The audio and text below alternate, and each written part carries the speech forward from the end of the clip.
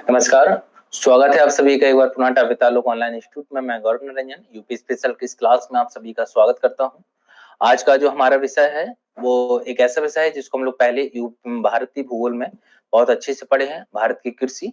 उसी को आज हम उत्तर प्रदेश के संदर्भ में पढ़ाने चल रहे हैं। तो कृषि, अगर हम बात करते हैं कृषि की, चाहे भारत की कृषि की बात हो या उत्तर प्रदेश की कृषि की बात हो, तो अगर हम कृषि की बात करते हैं तो सबसे पहली बात आती है कृषि को प्रभावित करने वाले कारकों की, कि वह कौन कौन से कारक है जो कृषि को प्रभावित करते हैं। यानी कृषि को अगर प्रभावित करने वाले कारकों की बात की जाती है, कृषि को प्रभावित करने वाले कारक, कृषि को प्रभावित करने वाले अगर कारकों की बात की जाती है तो कृषि को प्रभावित करने वाले कारकों में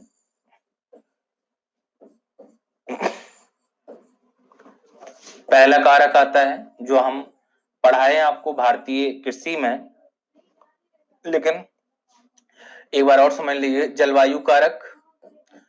जलवायु कारक होता है। दूसरा संरचनात्मक कारक भी होता है, संरचनात्मक कारक। और उसके बाद होता है संस्थागत कारक, संस्थागत कारक। अगर हम संस्थागत कारक की बात करते हैं तो इसमें आता है भूमि, इसमें आता है ट्रैक्टर, भूमि आपके मशीनरी यानी ट्रैक्टर, और इसमें आता है श्रमिक यानी किसान। और अगर हम संरचनात्मक कारकों की बात करते हैं तो इसके अंतर्गत आते हैं हमारे क्या, बीज, ठीक ना। इसके अंतर्गत हमारा बीज आता है, इसके अंतर्गत हमारा पानी आता है, जल, और इसी के साथ साथ क्या आता है, उर्वरक, उर्वरक आता है। अगर हम जलवायु कारकों में बात करते हैं तो इसमें आता है हमारा तापमान, और तापमान के साथ साथ क्या शामिल हो जाती है, मृदा, ठीक ना। तो ये प्रभावित करने वाले, कृषि को प्रभावित करने वाले क्या है, कारक है, कृषि को प्रभावित करने वाले कारक है। और इन्हीं कृषि को प्रभावित करने वाले कारकों के आधार पर उत्तर प्रदेश को 9 कृषि जलवायु प्रदेशों में विभाजित किया गया। कितने, तो उत्तर प्रदेश को कितने शब्द सुनिएगा, क्या लिख रहे हैं, कृषि जलवायु प्रदेश, कृषि जलवायु प्रदेश। यानी कृषि जलवायु प्रदेश उत्तर प्रदेश में कितने हैं, तो उत्तर प्रदेश में कृषि जलवायु प्रदेशों की संख्या 9। यानी जो कृषि प्रदेश हैं उनका वर्गीकरण किस आधार पर हुआ, जलवायु के आधार पर। और जलवायु के अंतर्गत हम मुख्य रूप से दो चीजों की बात करते हैं, एक तो बरसात की और दूसरी क्या, एक बरसात की, दूसरी टेम्परेचर। अब आप कहेंगे सर अगर हम जलवायु के अंतर्गत वर्षा और टेम्परेचर की बात करते हैं साथ ही साथ मृदा की, तो मैंने यहाँ पर वर्षा क्यों नहीं लिखा, क्योंकि मैंने यहाँ पर वर्षा संरचनात्मक कारकों में लिख दिया। कृषि का निर्माण तभी संभव है जब वर्षा होगी। और वर्षा दो प्रकार से हो सकती है, मौसमी वर्षा यानी जो बारिश होती है, ये तो हमें वहां से जल की प्राप्ति हो सकती है, या जो हमारी नदी है, नहर है, उनके द्वारा हम क्या कर सकते हैं, बांध है, उनके द्वारा हम क्या कर सकते हैं, जल को प्राप्त कर सकते हैं, ठीक ना। तो दो होते हैं। तो अगर हम बात करें भारत के 9 कृषि जलवायु प्रदेश, तो देखिएगा यहाँ पर हमने भारत के 9 कृषि जलवायु प्रदेश लिखे हैं, कृषि जलवायु प्रदेश। अभी आपको ये मानचित्र में सब समझ में आ जाएगा ये कहाँ है, कृषि जलवायु प्रदेश। तो कितने जलवायु प्रदेश है, 9 कृषि जलवायु प्रदेश हैं, जो मैंने यहाँ पर हेडिंग लगाई हुई है। उसमें से पहला आता है भाबर एवं तराई का क्षेत्र। अगर हम उत्तर प्रदेश का मानचित्र बनाते हैं,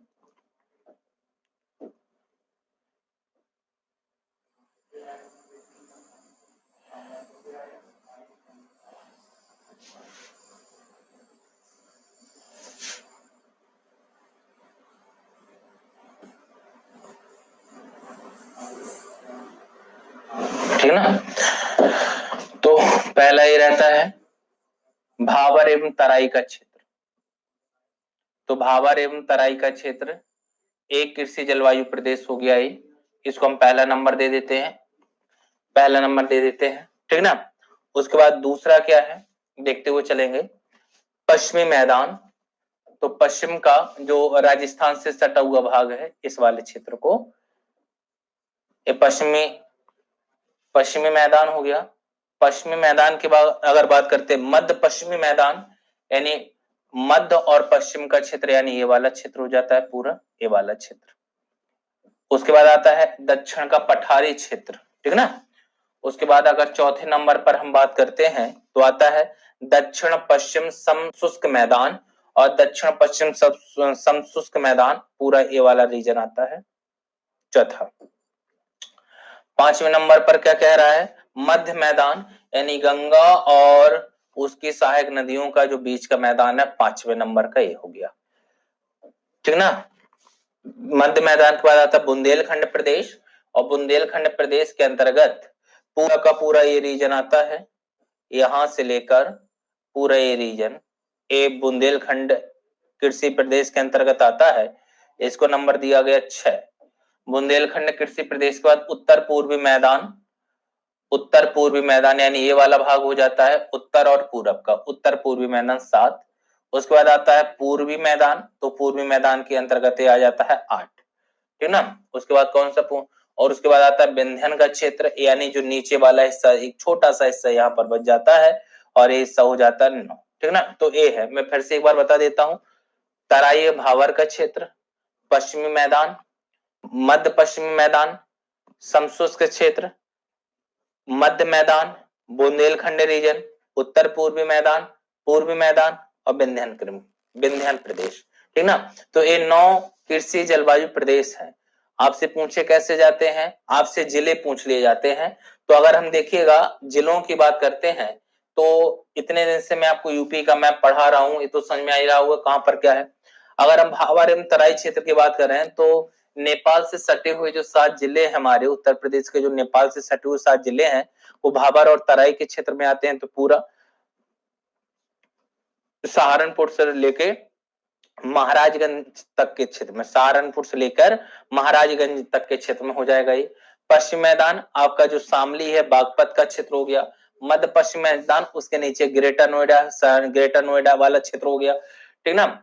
उसके बाद दक्षिण पश्चिमी समशुष्क मैदान, उसी के नीचे वाला मध्य का मैदान, जहां पर आप हैं कानपुर है, लखनऊ है आपका, ये पूरा क्षेत्र आ जाता है, प्रतापगढ़ वगैरह, ठीक ना। इसे बुंदेलखंड क्षेत्र में जो नीचे का पठारी क्षेत्र है वो शामिल है, ठीक ना। तो इस प्रकार से इनको याद रखना है, केवल नाम याद कर लीजिएगा, उससे ही हो जाएगा, ठीक ना। तो कृषि जलवायु प्रदेश 9 है उत्तर प्रदेश में, भावर एवं तराई क्षेत्र, पश्चिमी मैदान, मध्य पश्चिम मैदान, दक्षिण पश्चिम समशुष्क मैदान, मध्य मैदान, बुंदेलखंड प्रदेश, उत्तर पूर्वी मैदान, पूर्वी मैदान और विंध्य प्रदेश, ठीक ना। उसके बाद अगर उत्तर प्रदेश की कृषि को हम आगे बढ़ते हैं, तो ऋतुओं के आधार पर 3 प्रकार की यहाँ भी फसलें बोई जाती हैं, और ऋतु के आधार पर ही यहाँ की जो कृषि को कितने फसलों में विभाजित कर दिया, 3। वही 3 फसलें हैं, रबी, खरीफ और जायद, रबी, खरीफ और जायद, ठीक ना। तो ऋतु आधार पर फसलों का वर्गीकरण, ऋतु आधार पर फसलों का वर्गीकरण। तो ऋतु के आधार पर अगर फसलों के वर्गीकरण की बात करते हैं, ऋतुओं के आधार पर फसलों के वर्गीकरण की बात करते हैं, तो पहली आती है कौन सी फसल, रबी की फसल। और अगर हम रबी की फसल की बात करते हैं, तो ये बात हम पहले भी बताए हैं आपको, ये शीतकालीन फसल होती है, शीतकालीन, यानी जब बोया जाता है इसको, जब शीतकाल होता है और शीतकाल में टेम्परेचर अधिक होता है या कम, तो कम टेम्परेचर होता है, लगभग 15 से 18 डिग्री सेंटीग्रेड तापमान पाया जाता है जब इसको बोया जाता है। शीतकालीन फसल है एक।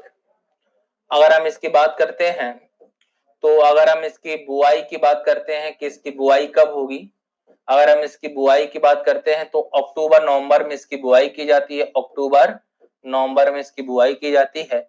और अगर हम बात करते हैं कटाई की, अगर हम इसकी बात करते हैं, किसकी बात करते हैं, कटाई की, तो इसको कब काटा जाता है, मार्च अप्रैल में इसको काट लिया जाता है, मार्च अप्रैल तक क्या कर दिया जाता है, मार्च अप्रैल तक इसको काट लिया जाता है, किसको, ऋतु आधार पर रबी की फसल। अगर हम बात करते हैं कि इस फसल में क्या हुआ जाता है, आपका एक प्रकार का रिवीजन हो रहा है, ठीक ना। तो इस फसल में हम गेहूं, चना, मटर, सोयाबीन, गेहूं, चना हो गया, मटर हो गया, सरसों हो गया, मसूर हो गई, ठीक है ना। इन सब का इसमें क्या करते हैं, उत्पादन करते हैं, ठीक है ना। तो गेहूं है, चना है, मटर है, सरसों है, मसूर है, ठीक है ना। अगर हम बात करते हैं यहीं पर गेहूं की, तो गेहूं एक ऐसी फसल है जो एक महत्वपूर्ण खाद्यान्न फसल होती है, उत्तर प्रदेश में गेहूं का जो सबसे ज्यादा उत्पादन है, उत्तर प्रदेश में जो गेहूं का सबसे ज्यादा उत्पादन है वो गोरखपुर से होता है। उत्तर प्रदेश में सबसे ज्यादा गेहूं उत्पादन करने वाला जिला कौन सा है? तो उत्तर प्रदेश में सर्वाधिक गेहूं उत्पादन करने वाला जिला जो है वो गोरखपुर है, याद रखना आपको। अगर हम बात करें चना मटर की, दोनों मोटी फसलें हैं और ये दोनों फसलें अधिकांश मात्रा में बुंदेलखंड क्षेत्र में पाई जाती हैं। बुंदेलखंड में लाल मिट्टी में होती हैं, तो ये दोनों बुंदेलखंड के क्षेत्र में पाई जाती हैं।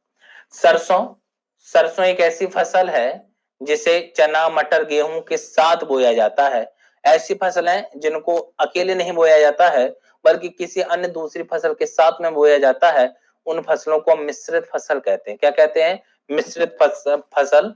तो यह स्वतंत्र रूप में नहीं बोई जाती है, स्वतंत्र रूप में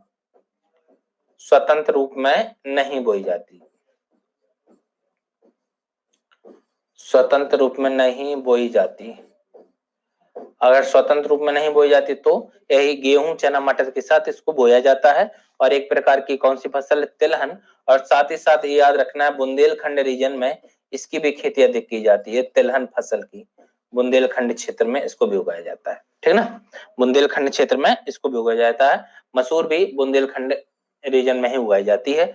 यहाँ से हमें एक चीज पता चली कि बुंदेलखंड रीजन में जो अधिकांश कृषि होती है, जो अधिकांश खाद्यान्न फसलें होती हैं, वो रबी की फसलें होती हैं। कब की फसलें होती हैं? रबी की। और ये कटु सत्य है, बुंदेलखंड का हूं मैं, कई बार आप लोगों को बताया हूं।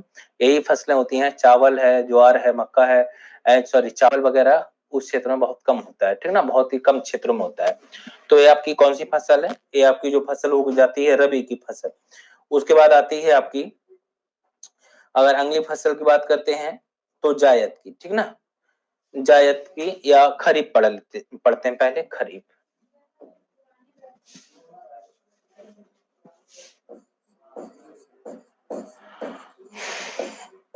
खरीफ की फसल कौन सी फसल? अगर हम दूसरे नंबर पे बात करते हैं खरीफ की फसल की, तो खरीफ की फसल की जो बुआई है वो मई में होती है और कटाई जो है वो सितंबर अक्टूबर तक हो जाती है। कटाई कब हो जाती है? सितंबर अक्टूबर तक इसकी कटाई हो जाती है।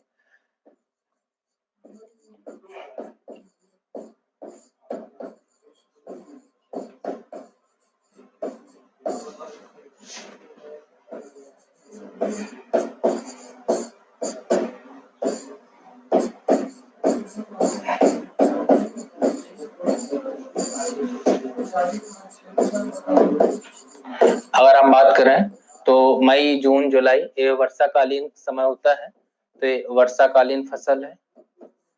ऋतु के आधार पर किस प्रकार की होगी? वर्षाकालीन फसल है।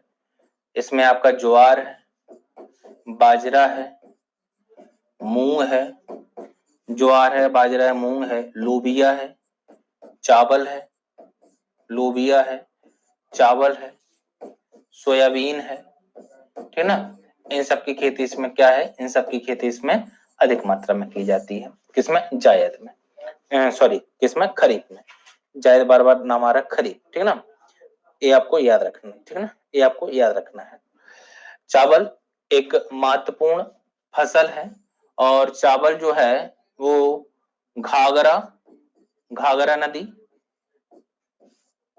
एवं गंगा नदी के दोआब में बहुत ज्यादा मात्रा में उगाया जाता है। घाघरा एवं गंगा दोआब।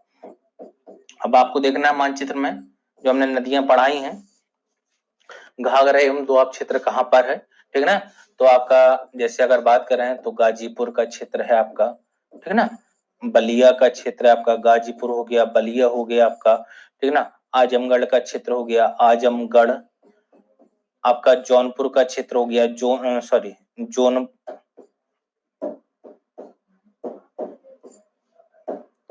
जौनपुर का क्षेत्र हो गया। तो इन सब क्षेत्रों में क्या है? इन सब क्षेत्रों में चावल अधिक मात्रा में उगाया जाता है, ठीक ना। चावल अधिक मात्रा में उगाया जाता है, एक खरीफ है। उसके बाद अगला आता है जायद।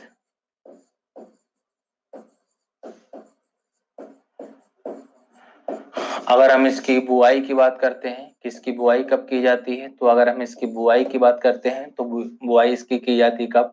लगभग मार्च अप्रैल में, और कटाई कब कर ली जाती है? इसकी कटाई कब कर ली जाती है? तो कटाई कर ली जाती है इसकी मई जून तक, बहुत कम समय तक हो जाती है, लगभग 50 दिन की फसल होती है। यानी ये ग्रीष्मकालीन फसल है। किस प्रकार की है? ग्रीष्मकालीन फसल। ग्रीष्मकालीन फसल, ग्रीष्मकालीन फसल है ये, ठीक ना, जायद की। और अगर हम इसमें बात करते हैं कि इसमें क्या उगाया जाता है, तो इसमें जैसे आपका तरबूज, खरबूज, खीरा, ककड़ी, तरबूज हो गया, तरबूज, खरबूज, खीरा, ककड़ी, तरबूज, खरबूज, खीरा, ककड़ी, ठीक ना, इन सबको इसमें उगाया जाता है। पानी वाली फसल उगाई जाती हैं, ठीक ना, पानी वाली फसल जैसे आपका नेनुआ हो गया, ठीक ना, आपकी लौकी हो गई, लौकी हो गई, ठीक ना, लौकी, ठीक ना, चलिएगा। तो ये ऋतुओं के आधार पर है, ग्रीष्म ऋतु की, वर्षा ऋतु की और शीत ऋतु में कौन कौन सी फसलें उगाई जाती है, ठीक ना। अब कुछ इंपॉर्टेंट फसलें हैं जो अधिकांश पूछ ली जाती है उत्तर प्रदेश के संदर्भ में, जैसे गन्ना। तो गन्ना एक ऐसी फसल है जो तीनों मौसम में बोई जाती है और एक बार बोने के बाद लगभग 2-3 साल तक ये कार्य करती रहती है। 2-3 साल, क्योंकि इसको हम जड़ से नहीं काटते हैं बल्कि इसकी छटनी की जाती है, डंठल डंठल काट ली जाती है, उनको बेचा जाता है। पहली बात तो गन्ना जो है वो एक रसदार फसल होती है। रसदार, अगर ये रसदार फसल है तो इसके लिए पानी की आवश्यकता क्या होगी? पानी की यानी वर्षा की आवश्यकता क्या होती है? वर्षा की आवश्यकता अधिक होती है। गन्ना को काटने के बाद मार्केट में तुरंत बेचना होता है, इसका भंडारण नहीं कर पाते हैं। तो ऐसी फसलें जिनका भंडारण करना संभव ना हो, ऐसी फसलें जिनका भंडारण करना संभव नहीं होता है, उन फसलों को हम व्यापारिक फसल, उन फसलों को हम क्या नाम दे देते हैं? व्यापारिक फसल, या क्या नाम दिया जाता है? व्यापारिक फसल नाम दे दिया जाता है।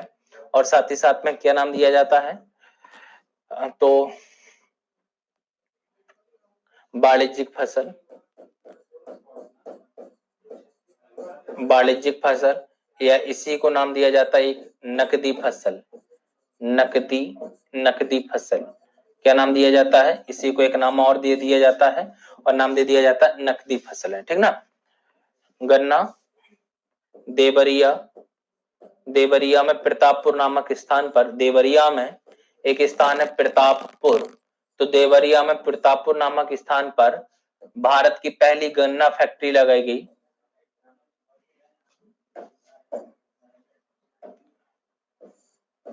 भारत की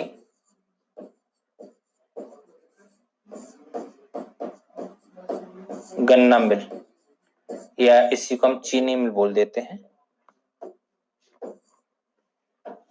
पहली चीनी मिल लगाई गई।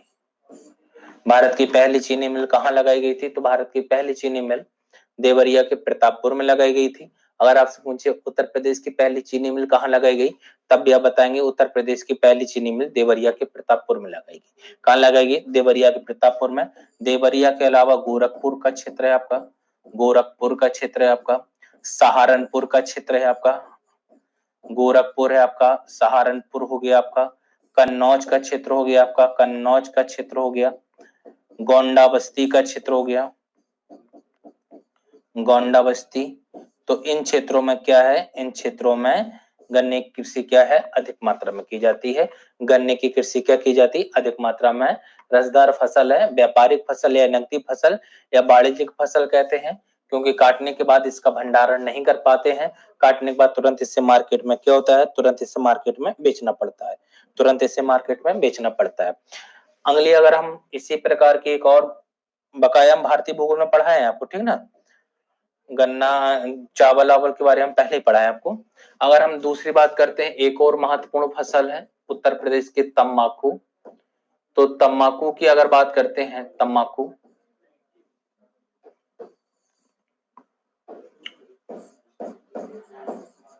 अगर हम तंबाकू की बात करते हैं तो तंबाकू भी क्या है? एक नकदी फसल है, नकदी फसल। तंबाकू भी क्या है? एक नकदी फसल है।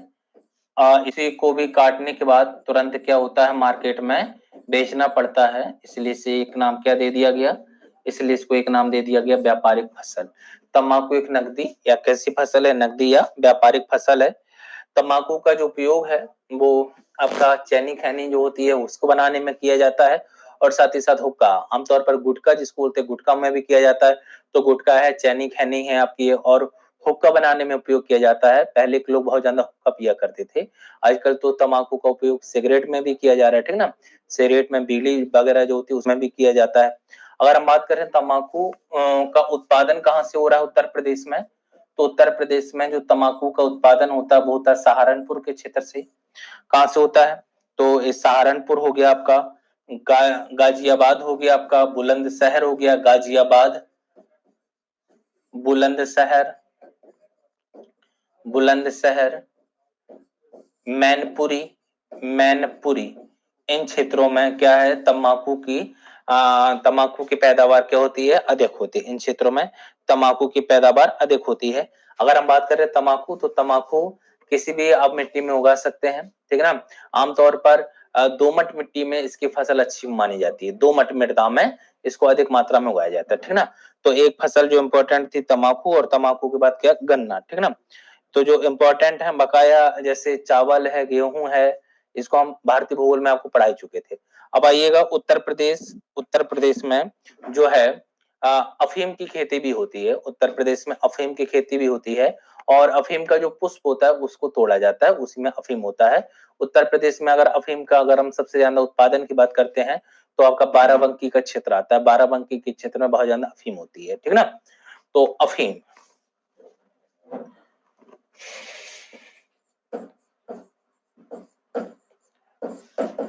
अफीम एक मादक पदार्थ है, ठीक है ना। इसकी जो अगर हम प्राप्ति की बात करें, अफीम की प्राप्ति, तो पौधे के, अफीम का जो पौधा होता है, पौधे के पुष्प से प्राप्त होती है। अफीम का जो पौधा है उसके पुष्प से प्राप्त होती है। पुष्प से क्या होती है, अफीम का जो पौधा है उसके पुष्प से प्राप्त होती है, ठीक ना।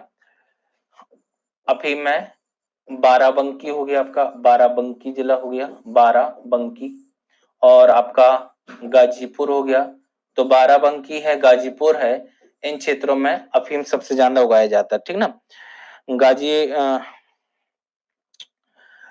और गाजीपुर में ही उत्तर प्रदेश का एकमात्र, उत्तर प्रदेश का एकमात्र, उत्तर प्रदेश का एकमात्र अफीम फैक्ट्री है। यहाँ पर उत्तर प्रदेश का, या उत्तर प्रदेश की एकमात्र अफीम फैक्ट्री, उत्तर प्रदेश की एकमात्र यहाँ पर क्या है, तो यहाँ पर उत्तर प्रदेश की एकमात्र अफीम फैक्ट्री है। कहाँ पर, गाजीपुर में, ठीक ना। तो याद रखिएगा गाजीपुर में है, ठीक ना। आइएगा अगले, उत्तर प्रदेश फलों के उत्पादन में भी बहुत आगे रहता है। कई सारे यहाँ के ऐसे जिले हैं जो फलों के लिए ही मुख्य रूप से जाने जाते हैं। जैसे अगर हम सबसे पहले बात करते हैं आंवला, तो उत्तर प्रदेश में कौन सा स्थान है जो आंवला के लिए जाना जाता है, प्रतापगढ़। प्रतापगढ़ में उत्तर प्रदेश, हम एक एक लिखा रहे हैं। प्रतापगढ़ में उत्तर प्रदेश का सबसे ज्यादा क्या होता है, आंवला होता है, आंवले के लिए जाना जाता है प्रतापगढ़। दूसरा केला, अगर केला की बात करते हैं तो वाराणसी हो गया आपका, कौशाम्बी, इलाहाबाद, वाराणसी, कौशाम्बी, इलाहाबाद हो गया, ठीक है ना। इन तीन जिलों में बहुत अधिक होता है। इलाहाबाद में एक ऐसा संयंत्र लगाया जा रहा है केला के लिए कि जिसमें जिसमें अगर किसान अपना कच्चे केले को रखेगा, कुछ समय के बाद वो पक जाएगा। एक ऐसे संयंत्र की स्थापना की जा रही है इलाहाबाद जिले में, ठीक ना। अभी प्रस्तावित है, अभी उसकी स्थापना हुई नहीं है, केवल प्रस्तावित है, ठीक ना। उसके बाद अगर हम बात करते हैं अगला, अमरूद, तो जानते ही हैं किस जिले का अमरूद उत्तर प्रदेश में फेमस है, इलाहाबादी अमरूद, नाम सुने होंगे इलाहाबाद का। तो अमरूद उत्पादन में इलाहाबाद आगे है। उसके बाद हम बात करें अगर आम, तो आम के उत्पादन में लखनऊ हो गया आपका, लखनऊ, ठीक ना। आपका इलाहाबाद हो गया, लखनऊ इलाहाबाद हो गया, वाराणसी हो गया आपका। तो ये जिले जो हैं ये आम के लिए बहुत ज्यादा जाने जाते हैं। चौसा आम वगैरह होता है, दशहरी वगैरह होती है, इसके लिए बहुत ज्यादा जाने जाते हैं, ठीक ना। इसके लिए इनको बहुत ज्यादा जाना जाता है, ठीक है ना। जैसे लखनऊ का मलिहाबाद, मलिहाबादी आम बहुत ज्यादा फेमस है, मलिहाबादी आम कई बार पूछ लेता है। मलिहाबादी आम कहाँ पर होता है, तो आपको याद रखना है कहाँ पर होता है, तो लखनऊ में। उसके बाद सहारनपुर और लिख ले रहे हैं हम, सफेद चौसा नाम का यहाँ पर आम पाया जाता है, सफेद चौसा क्या होता है, सफेद चौसा, ठीक है ना, ठीक है ना। बस दो ही याद रखना है आपको, ज्यादा रटने की कोई आवश्यकता नहीं है, चलेगा, बना लीजिएगा। यहाँ नीचे एक हम और लिख दे रहे हैं, लीची।